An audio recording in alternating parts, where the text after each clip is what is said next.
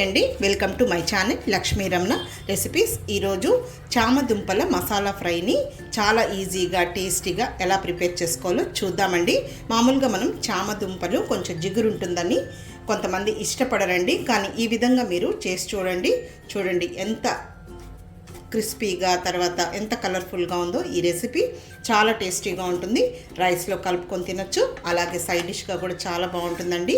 సాంబార్, పప్పు, ఆకుకూర పప్పు, పచ్చడి, రసం, పప్పుచారు అందులోకి సూపర్గా ఉంటుందండి కాంబినేషన్.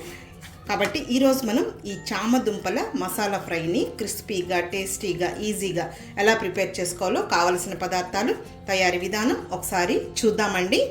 ఇక్కడ నేను ఒక 1/2 కేజీ శామగడ్డలు తీసుకున్నానండి. శామగడ్డల్ని శుభ్రంగా కడిగేసిన తర్వాత కుక్కర్లో కొద్దిగా నీళ్లు వేసేసుకొని కొద్దిగా రాళ్ళుప్పు వేసుకొని ఒక్క విజిల్ ఉడికించుకున్న తర్వాత ఆ పైన ఉన్న చెక్కంతా తీసేసుకొని చూడండి ఈ సైజులో నేను రౌండ్గా ముక్కలుగా కట్ చేసి పెట్టుకున్నాను.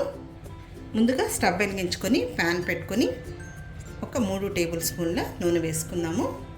నూనె వేడెక్కిందండి. ఫ్లేమ్ని మీడియంలో పెట్టేసేసుకొని వీటిని మనం కొన్ని వేసేసుకొని మీడియం ఫ్లేమ్కి హై ఫ్లేమ్కి అడ్జస్ట్ చేసుకుంటూ ఫ్రై చేసేసుకోవాలి. మరి ఎక్కువ ఆయిల్ ఏమీ అవసరం లేదు, మళ్ళీ మనం వేస్ట్ అయిపోతుంది కదండి. ఆయిల్ చాలకుంటే మళ్ళీ వేసుకోవచ్చు.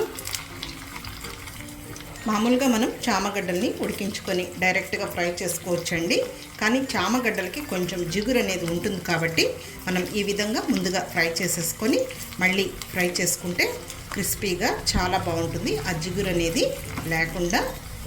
ఓకే అండి, ఇప్పుడు ఈ చామగడ్డ ముక్కలు వేగిపోయాయండి. చూడండి ఈ కలర్ వస్తే సరిపోతుంది. ఇవి తీసేసుకొని ఇదే విధంగా మిగిలిన ముక్కలను కూడా ఫ్రై చేసేసుకోవాలి.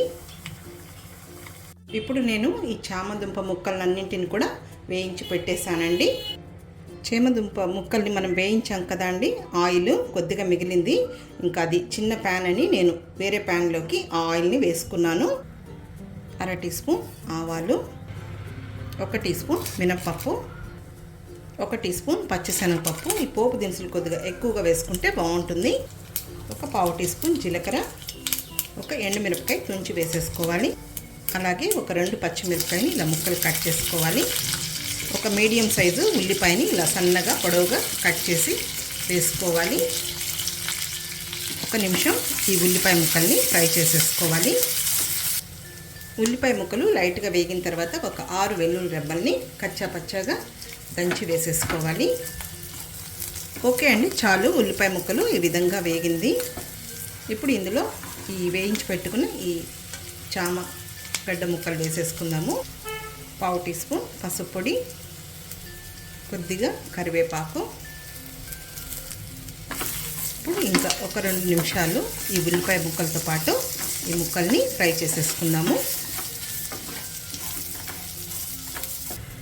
ఓకే అండి, చాలు. ఇవి వేగింది. 1/2 టీ స్పూన్ కారం పొడి, ఆల్రెడీ మనం పచ్చిమిర్చి వేసాము. 1/2 టీ స్పూన్ ధనియాల పొడి, 1/2 teaspoon garam masala powder, అలాగే కొద్దిగా సాల్ట్ అండి. నేను ఉడికించేటప్పుడు రాళ్ళుప్పు వేసి ఉడికించాను. ఇంక ఇవన్నీ మనం స్పైసెస్ వేసాం కాబట్టి సాల్ట్ వేసేసుకోవాలి. జస్ట్ ఇప్పుడు ఇదంతా కూడా ఒకసారి కలిపేసేసుకుందాము. ఓకే అండి, ఇప్పుడు మనం స్టవ్ ఆఫ్ చేసేసుకుందాము.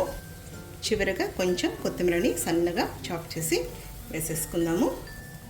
అంతే అండి, చూసారు కదా చామదుంపల మసాలా ఫ్రైని నేను ఎలా ప్రిపేర్ చేశానో. చాలా అంటే చాలా బాగుంటుంది.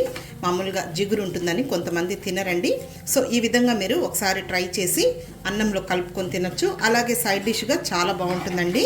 పప్పుచారు, రసం, సాంబార్, తర్వాత ఆకుకూర పప్పు, పచ్చడి అలా చేసుకున్నప్పుడు ఈ విధంగా మనం చామదుంపలతో మసాలా ఫ్రైని ప్రిపేర్ చేసేసుకోవచ్చు.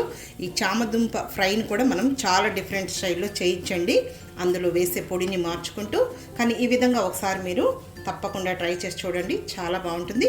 ఈ వీడియో మీకు నచ్చినట్లయితే నా యూట్యూబ్ ఛానల్ లక్ష్మీ రమణ రెసిపీస్ని కొత్తగా చూస్తున్న వారైతే నా ఛానల్ని తప్పకుండా సబ్స్క్రైబ్ చేసుకొని మర్చిపోకుండా పక్కనే ఉన్న బెల్ ఐకాన్ని ప్రెస్ చేస్తేనే నేను చేసిన వీడియోస్ అన్నీ మీకు నోటిఫికేషన్ ద్వారా వస్తాయి.